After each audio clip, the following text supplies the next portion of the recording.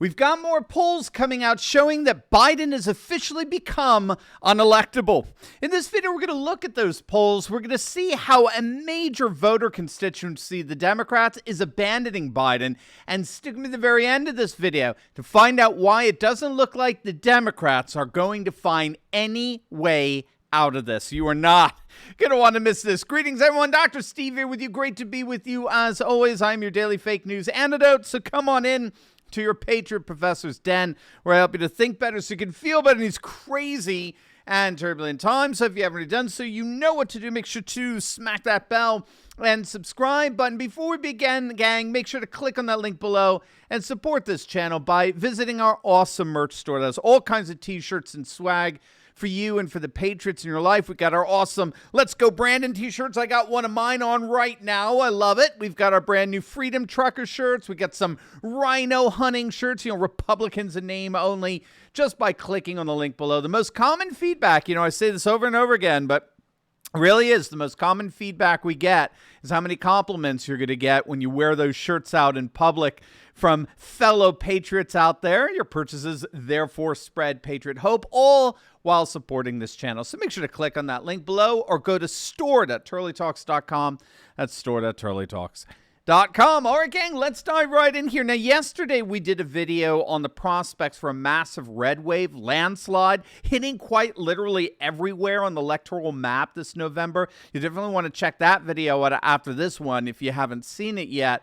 But today we're going to look at the polls for Biden that are coming out that are utterly devastating. In fact, Richard Barris, the amazing pollster over the People's Pundit, he put it bluntly. Biden at this point is simply unelectable. Biden has, politically speaking, crashed and burned.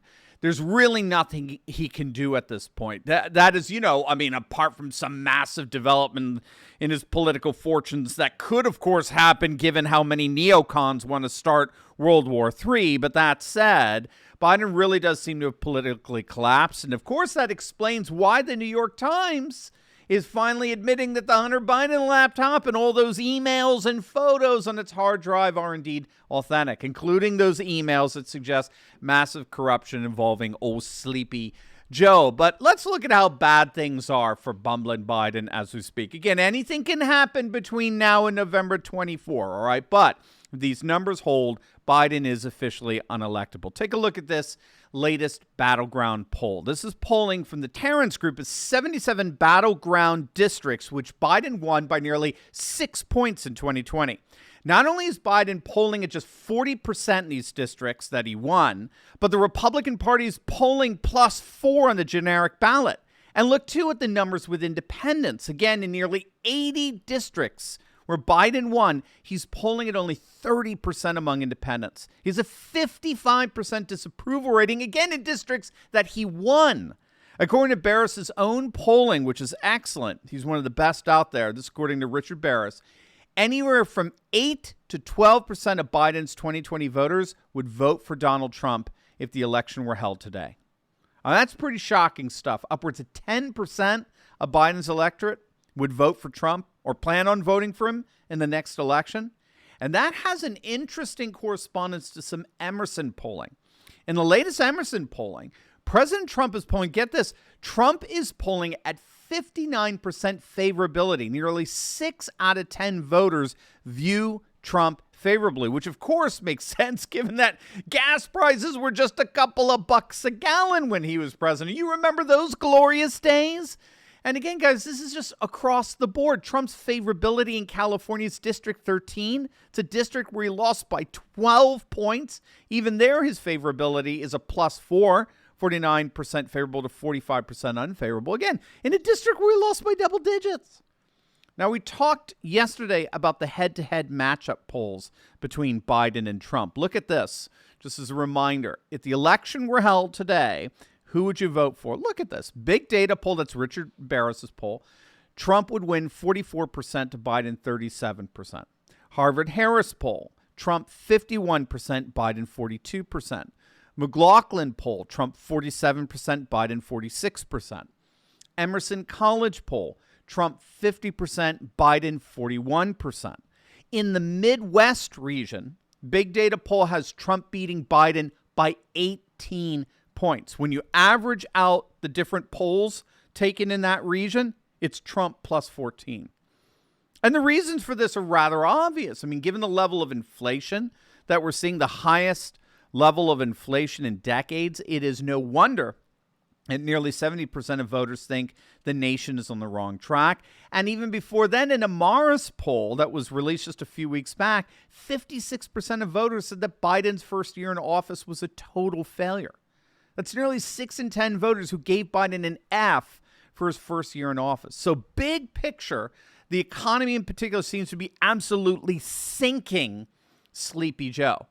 But again, it gets even deeper than that. We're now seeing a major constituent of the Democratic Party, or better, those who were a major constituent, abandoning bumbling Biden as well. And nowhere are we seeing that more than Latinos. Now, this is a story. This is a gift, all right, I should say, that just keeps on giving.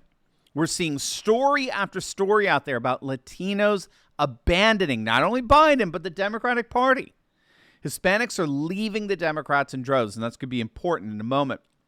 Again, it's so bad that Trump and Biden are even. They are tied among Hispanics. This would have been unthinkable just 6 months ago. The latest from the Wall Street Journal found that if the election were held today, 44% of Latino voters would vote Biden, 43% would vote Trump.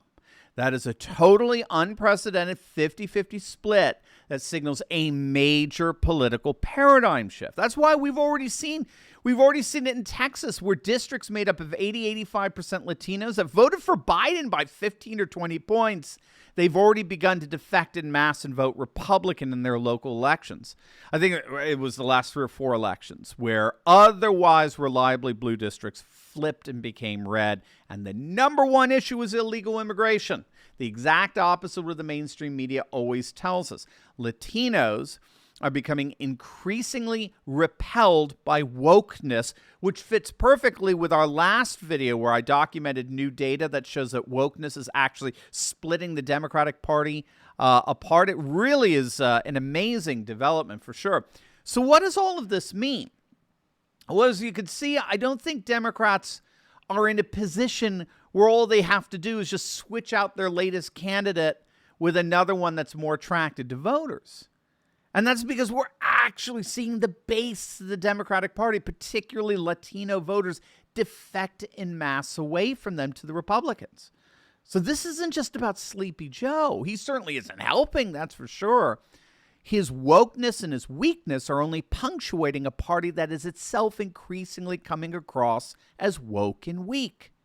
So I don't think that the New York Times' hope of replacing Biden by trying to bring him down with Hunter Biden's laptop is going to work out the way they thought.